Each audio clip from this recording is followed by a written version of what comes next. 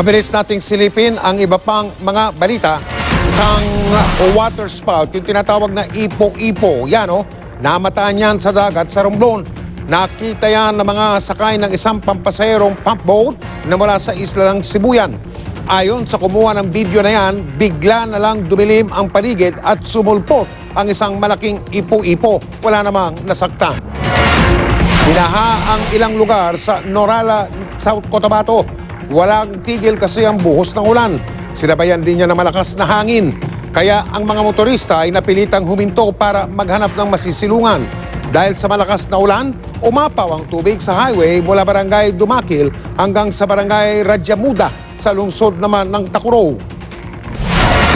Ito naman ay sa lungsod ng Coronadal. Binahari ng isang purok sa barangay Saravia dahil sa malakas na ulan. Ayon sa ilang residente, nakadagdag sa baha ang umapaw na tubig sa mga kanal.